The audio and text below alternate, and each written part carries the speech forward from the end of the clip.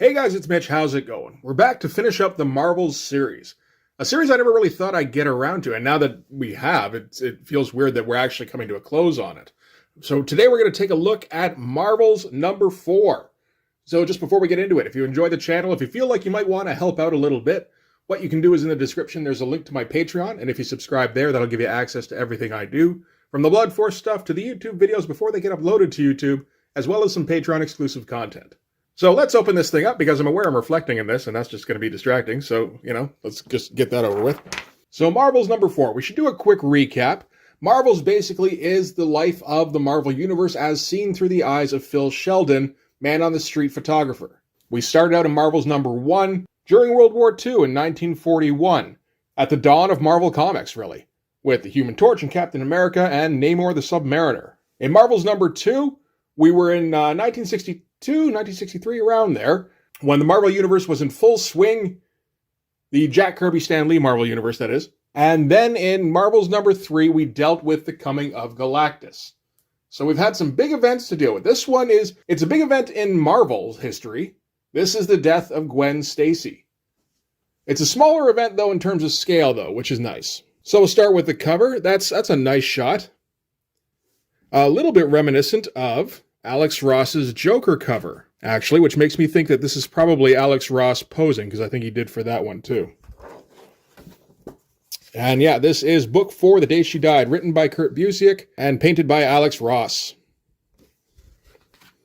All right, so this is going to be set in 1973, I would think, because that's when Amazing Spider-Man number 121 came out. This would be about 7 years after the last issue. So we've had roughly 10 years of Marvel superheroes in universe at this point. And Phil is moving up in the world. He's managed to get his book finished and published, and it's selling like gangbusters. His agent is super happy with him. Everybody wants a copy. Not just because of the book itself, though, which is, I'm sure it'd be a cool book to have at that time, but also because of the time that it comes out. Because right around now, the Avengers are stuck in the middle of the Kree-Skrull War. And everybody's worried about when they're going to come back. In large part because of how they treated them before they left.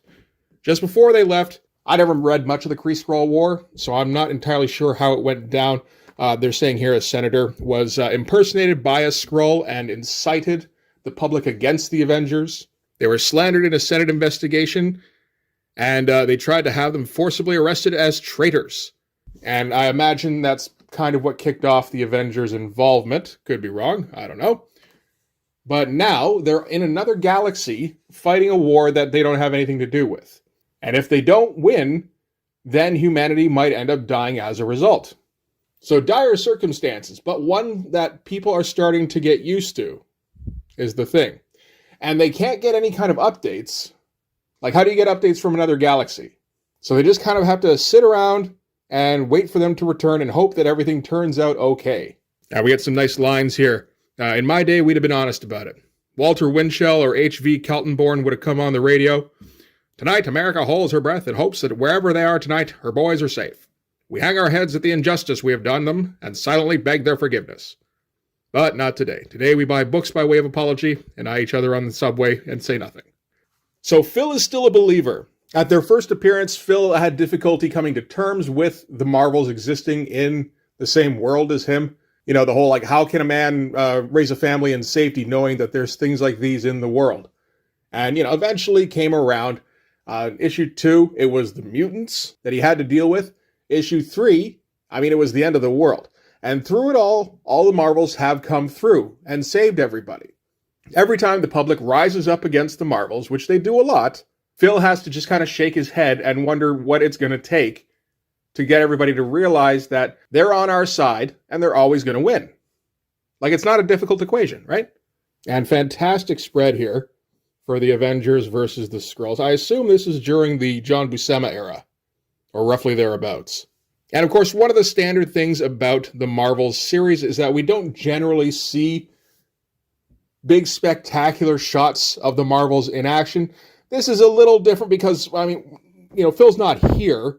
Nobody's here. This is kind of in everybody's imagination, so you can imagine it being this big, spectacular action scene, which, I'm sure is knowing Alex Ross taken largely from the comic. And what happens, of course, the Avengers win, because if they didn't, Marvel would have to close down, pretty much, right?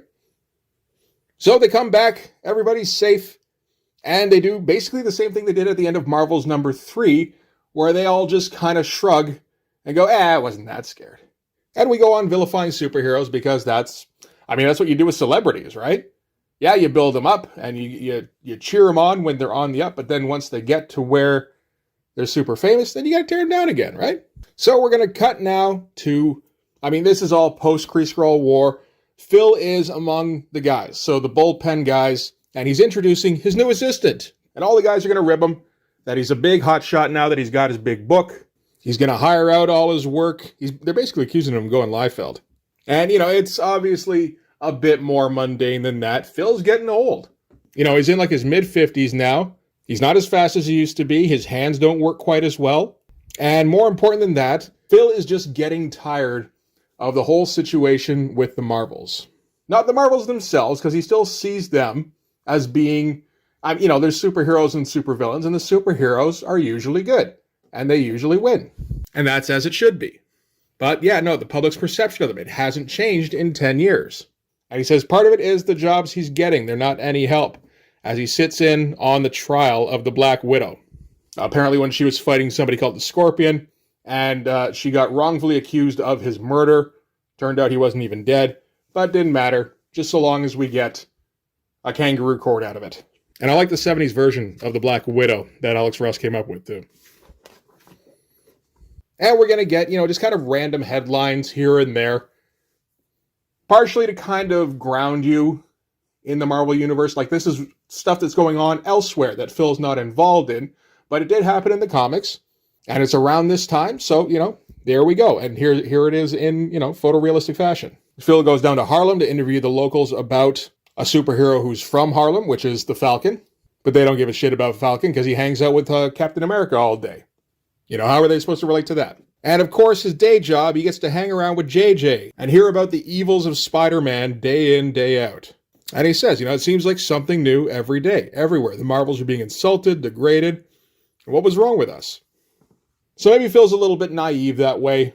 I wonder if it was a conscious decision to make the inhabitants of the Marvel Universe slightly more naive than the average person. Civilians in the Marvel Universe will believe anything that's told to them through the public, at least in the 60s and 70s. They'll go along with any narrative. Phil doesn't go along with it, but he can't understand why anybody would. So we're going to cut to Phil on vacation, falling asleep, with, I guess, a Time magazine and a fishing pole in his hand. This is the life. Doris comes running down, tells him about how Galactus came back, and the Fantastic Four drove him off again. And Reed Richards used some sort of telepathic speaker to reach out to everybody and tell them that they were safe and everything was going to be all right. And she's just blown away by this. And he's like, oh yeah, this Reed Richards? The one who's in the paper because he's getting evicted? So yeah, he's just getting kind of bitter about it. And he's starting to feel desperate, where he feels like he's got to do something about it. He's saying to his coworkers here, they save us, and we insult and belittle them. Doesn't that seem odd to you? And his coworkers are just like, nope. You're probably just thinking about this shit too hard. And Doris is trying to talk him down from thinking about it, because, they're getting up there, and she wants to start thinking about retiring to Florida. And his assistant is like, I see what you mean, but you get a little fervent about it there. And everyone kind of knocks him back a little bit. And he's just getting frustrated to the point where he's got to do something, where he's got to try and wake people up. And at that moment, Spider-Man goes crawling up the side of the building. That's a great shot. Just that candid, there goes your friendly neighborhood Spider-Man crawling up your window. And that's the stroke of inspiration that Phil needs. Because at this time, everybody thinks Spider-Man is a murderer because of the death of Captain George Stacy, which takes place in Amazing Spider-Man number 90, I believe. So what Phil's going to do is Phil is going to try and balance the scales a little bit by clearing Spider-Man of the murder of George Stacy. So from there, Phil's going to get an assignment from Robbie, Robbie from the Daily Bugle, to go check out this new hero on the block who's hiring his services out to everyday people. And that is, of course, Luke Cage, hero for hire. That's exactly how he says it, by the way. I gotta say, Luke Cage is one of those guys I absolutely love. I love his concept, where he's a street level hero. He doesn't do vigilante shit. You hire him to go and right some fucking wrongs. You know, you scrape together a few bucks. He goes and kicks the shit out of a drug dealer for you, and you both feel better about yourselves. It's all good. And while Robbie's giving him that assignment, Phil asks Robbie about the file the Bugle has on the George Stacy murder. So, like, witnesses, investigating officers, police reports, all that shit. So a little bit of a trade-off for him looking into the Luke Cage thing. And a little Luke Cage subplot here doesn't really tie into the main story. I mean, kind of. They do link it up a little bit, but it's more just, I think, to set the scene, like to firmly situate you in the 70s. So they're talking about how they're going to go about doing the photo shoot. And Luke Cage is a little bit reticent to show his face in the photos if he can help it. But it's like, well, you know, you're a superhero now. This is how you do it. I don't remember the Luke Cage story too well, actually. I think he's an escaped ex-con or something, is he not? So, that would be why you wouldn't want to show his face. But anyway, because of his hemming and hawing, Phil's having a chance to think over the whole George Stacy thing and realizes that one of the witnesses lived around here. So he's like, you know what? Why don't you think about it a little bit? We're going to go grab some lunch. We'll come back. You let us know what you want to do. Okay? And it's like, oh shit, playing hardball. And of course, Phil's just following up with the witness, just some little old lady who tells her the story that she saw, which is that Spider-Man and Dr. Octopus were fighting on top of a roof. And from her perspective, they're both supervillains. So it's all tinted in red. It's just this like horrible day. Every day is probably horrible for her. Spider-Man didn't like the fact that there were witnesses for this fight, so he threw the chimney at them. And either by luck or on purpose, he managed to hit George Stacy. And when he found out he hadn't killed him, not all the way anyway, he picked him up, carried him up the wall, and just ran off with him. Which is, of course, not how it went down. Spider-Man and Dr. Octopus did fight on top of the roof. Spider-Man had come up with some new kind of webbing that made Dr. Octopus lose control of his arms. The arms went crazy, and they destroyed the chimney, which fell down on top of George Stacy as he dove to push a little boy out of the way. And then, of course, Spider-Man swings down, checks on him, realizes he's dying, picks him up, and takes him off to a secluded area. And why? So that Captain Stacy can tell him that he knows who he is and that he's proud of him and all that shit. And that's the first eyewitness account that Phil is going to hear about the George Stacy murder. So at first it's like, man, that seems so hard to believe. Spider-Man saved so many people. Why would he murder Captain Stacy? Again, a little bit naive, but okay.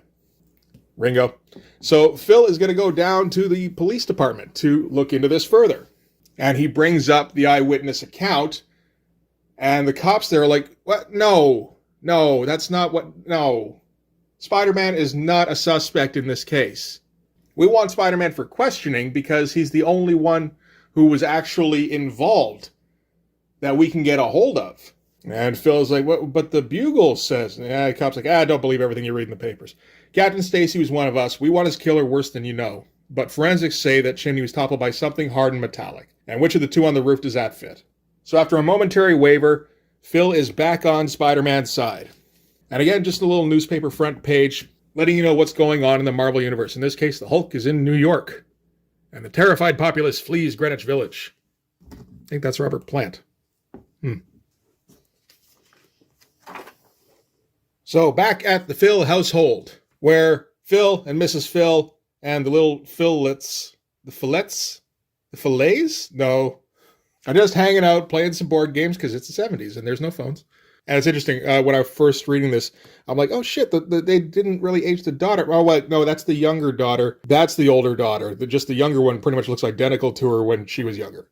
And then the news breaks in on the broadcast, as I'm sure it does around this time every single day, reporting that there are shapes coming out of the sun and traveling towards the earth. I'm not even sure what this is. It looks like a Fantastic Four kind of thing, but it might not be. And everyone looks at Phil like, oh shit, so I guess you gotta take off and like take apocalypse pictures, eh? And he's like, nah, it's fine. It'll be nothing. It's always nothing. Because Phil still has faith in the marbles. And on his way out the door, he runs into his neighbor, who's saying like, he's thinking about digging out the old fallout shelter. And Phil's like, why bother? The Fantastic Four, the Avengers, or someone will handle it. And once it's over and they've saved us, we'll poke them in the eye for it. That's just how we do things. Canvassing for more eyewitnesses, most of whom seem to think that Spider-Man did in fact kill George Stacy. So for an article or an op-ed piece or something like that, that's going to try and argue the case for Spider-Man, that he was innocent, Phil still isn't making a whole lot of progress other than the fact that the cops don't think it was him, which is a good one, but it'd be nice to have some extra things to add to that. And while questioning people, maybe naturally, he ends up in the office of J. Jonah Jameson, because, he works for him. He's known him since the 40s.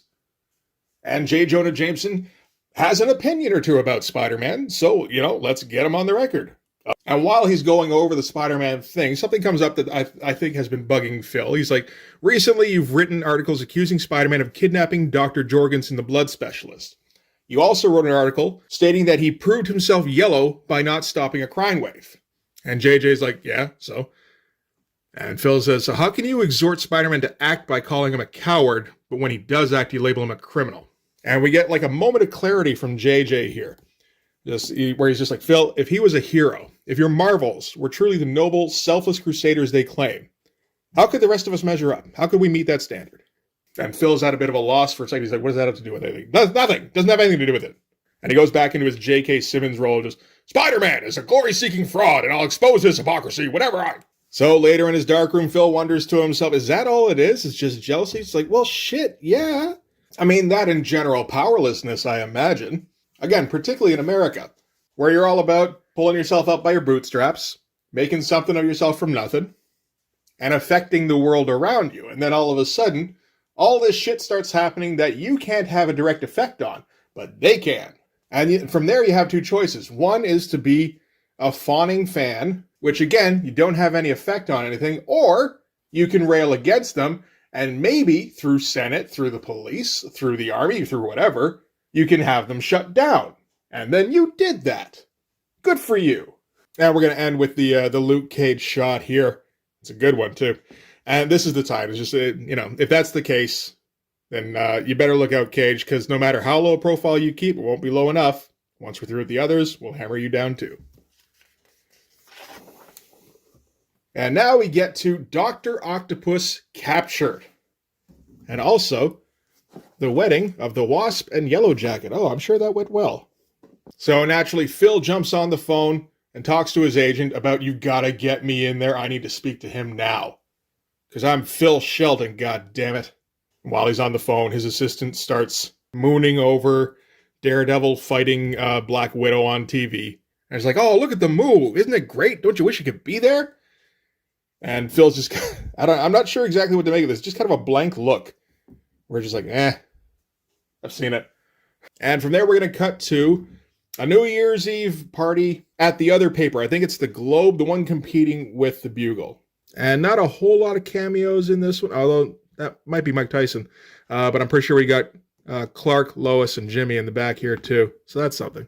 But the editor at the Globe is offering Phil an assignment where Thundra is going to fight the Thing in Shea Stadium. And he wants Phil to be there, exclusive to the Globe. And Phil isn't too sure because, he's in the middle of this thing with Captain Stacy. But the editor then says, you know what, you do this for me, and we can start talking column. 3 days a week, your thoughts on the Marvels, some of your photos. And Phil starts thinking, oh, maybe this is what I should be pouring this into. And I could do that as a response to JJ. He's spewing out about Spider-Man constantly, but if I've got this opposing opinion to kind of counter it, that might do the kind of work that I want to do. So now he's going to go to Shea Stadium and take these photos of the Thing versus Thunder, I guess. Except that when he's supposed to go over, an opening comes up that he can't turn down to interview Dr. Octopus. One-time deal, now or never. So Phil sends his assistant to go to Shea Stadium to fill the Thing fight. And he's off to Rikers Island to go talk to a supervillain. Great shots, super moody, super theatrical. This is some of the best looking stuff in the book. I love this. So yeah, Phil gets to go in among the prisoners, among the super prisoners, because there's the Vulture right there too. And he's going to have a sit down with Dr. Octopus, who looks more than a little bit like Stephen King. And during the course of their conversation, Phil brings up that it kind of looked a little bit like your tentacles were out of control, according to eyewitnesses. And Dr. Octopus says, no, Otto Octavius never loses control. Spider-Man doesn't have the brains to interfere with the workings of my amazing arms. Phil said, I didn't ask you about Spider-Man. What are you talking about? And Otto didn't like that too much. I like this little, shit, I'll let him get to me for a second. And now they're doing the thing where both of them know that Otto Octavius was the one who, inadvertently killed Captain Stacy. And both of them know that the other one knows. So Phil's like, you know what? You're going to be in jail a long time. Why don't you do the honorable thing and let Spider-Man off the hook? And the answer to that, of course, is that he hates him and he wants to see him squirm. So that is that. And Phil is completely out of people to talk to, except for one. And that's Gwen. And yeah, so Phil's going to have a nice sit down with Gwen. He started out afraid she might not want to talk about it, but it turns out she's completely forthcoming. They sit and talk for hours. She tells him all about her father, what it was like growing up in the household. And he sounds like, good 60s dad. Like stern and, old-fashioned, but a good guy and makes his daughter feel safe. And they keep having conversations. So this is the first conversation. Second one, I guess, out at a diner. And the third one here again in the kitchen. And that's when they talk about the day itself. And she starts talking about Spider-Man. And she doesn't like Spider-Man. She's creeped out by him. She doesn't like how he skitters all over the place. And on the day itself, she hated him. She knew it was his fault. Now, since then, she's had some time to think about it, and she's having some second thoughts. And cut to Phil getting home, and he's having a great fucking day. Because all of a sudden, he's got something he can build on for this project of his. Yes, the police don't think he did it. More importantly, Captain Stacy's daughter doesn't think that he did it. And that's huge. That's something that he can, turn into, an entire opinion piece of some kind. So yeah, after that, cut to another conversation they're having, just walking down the street, where Gwen says that, Captain Stacy thought Spider-Man was a hero, that he, maybe more importantly, was a good guy. And he'd argue constantly with JJ about this. And all of a sudden, there's a clamor in the streets as civilians start running away in terror. I like this shot, too. Very candid. And Namor the Submariner is marching on New York, because it turns out that an Atlantean citizen has been being held by the UN. And it's not a shock and awe kind of invasion. It's more like a show of arms where he just marches all his crazy fucking technology in, including the owl ship. Or pretty close, too. You probably can't see it, but up in the window here, we got Night Owl and the Silk Spectre. So they had to call in the reserves, I guess.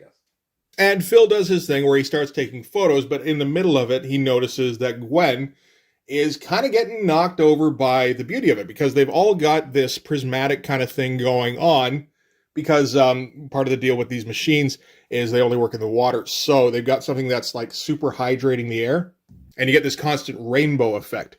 And it's kind of knocking Gwen for a loop, and she's in awe of these things. And it gives Phil a second to kind of look at it through new eyes again. And to kind of reframe this thing that's been bugging him so much. He realizes that it doesn't matter that, a lot of people keep belittling the Marvels. Because whether or not people approve of them isn't the point. The point is to save innocent people like Gwen.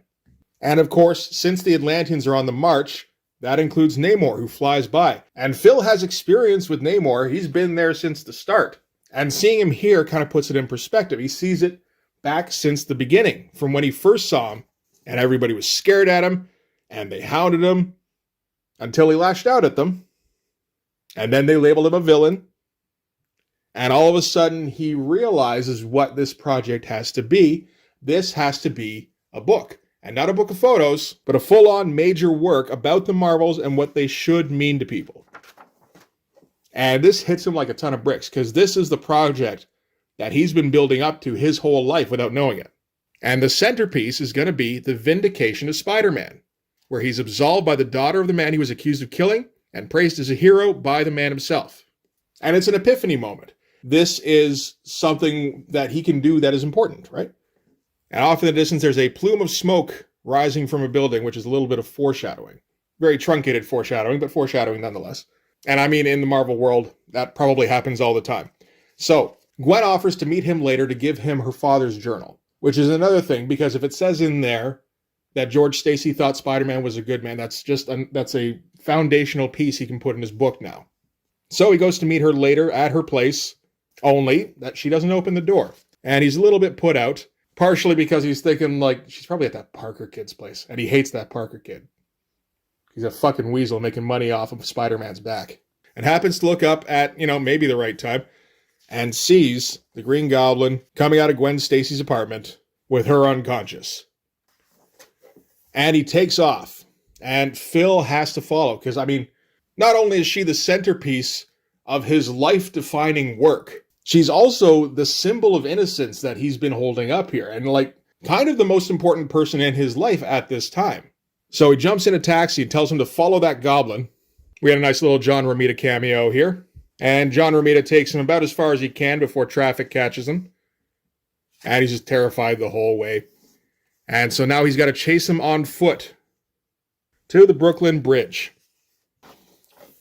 And in swings Spider-Man, as Phil knew he would, because Phil has faith in the Marvels. And he says, I should have called the police, but I had faith. I knew he would save her. That was what he did. That was what the Marvels did. They saved innocence. That's what they're here for. Now we get great shots of the fight between Spider-Man and the Goblin through Phil's telephoto lens. And Phil is all ready to capture the moment of triumph when all of a sudden Gwen gets knocked off the top of the bridge. And Spider-Man goes to save her, the only way he can, and we all know what happens next. I remember thinking when this came out that the snap here was apocryphal, that it wasn't in the actual comic, that Kurt Busiek threw it in there to make some sense out of how Gwen Stacy died. Because I remember it as just being, she fell off the bridge and the fall, like the shock of the fall itself kills her. But, obviously no, it's in the original comic, the snap. And that's a gut punch to Phil. Because he knows what he's seeing. He's been in the war. He's seen enough to know that a body looks one way when it's alive and another way when it's dead. And the rest of it doesn't even matter. Even if it looks cool. Yeah, great shots of Spidey just wailing on Goblin's head there. That's awesome. And then the next day, the cover of the paper doesn't say anything about Gwen Stacy. It does say that Norman Osborn somehow died under mysterious circumstances and that Spider-Man and the Green Goblin were somehow involved. And Gwen Stacy is mentioned in paragraph 10. And that's enough to send just Phil over the edge. And that's the final straw for Phil, where his faith has been broken. Because Spider-Man couldn't save her. Which, again, is naive to think that, every superhero can save every person. Obviously, there's going to be situations where that just can't happen. But in this case, Phil isn't really in a position to think about it reasonably, because if anybody was supposed to get saved, it was Gwen. And just going back to the spot it happened at, and mulling on it, because Phil's a muller. And after the fact, Phil is inconsolable. And he's thinking about Doris, and, to her, like the rest of the world, Gwen is just a girl. Too bad she died, but it's not like she was anybody important. But that's the point. Gwen was supposed to get saved. That's how that story was supposed to end, and it didn't happen. And now Phil's faith has a big old crack in it. And Doris suggests that, you should try to work on your book. Maybe that'll make you feel better. So he starts going over photos with his assistant, and Phil just can't muster up the energy anymore. Because all of the usual Marvel stuff keeps happening, even though this person who shouldn't have died still died. Like, what the fuck? And his assistant is raving about every shot. And the shots are incredible. We get the Black Panther, we get the Lizard, get the Rhino up in here. There's that shot of the Hulk again. Same one that was used earlier. I like that. And his assistant is just kind of nonplussed at the fact that he doesn't seem to care about all this stuff. She thinks that he's accomplished a whole lot, and it's like it doesn't mean anything to him. And she's like, what about a documentary? Things like that Daredevil footage we saw. And you get across the impact of seeing them in action. And everyone's talking about the next thing, and the next thing. And meanwhile, Gwen Stacy's still dead. And on the TV, Hawkeye and the Hulk are battling some electrical monster. And it just keeps rolling, and Phil kind of snaps. Just throws his glass at the TV, and everybody kind of freezes. And Phil has a moment of clarity where he realizes, I'm kind of done. I'm way too far into this. I can't see it rationally anymore. I don't have any enthusiasm anymore. But the assistant still has some enthusiasm. So, why don't you make the documentary? And Phil has all sorts of research material he can probably help her out with, but he's done being an active participant. Turns out Doris was right. It's time to retire.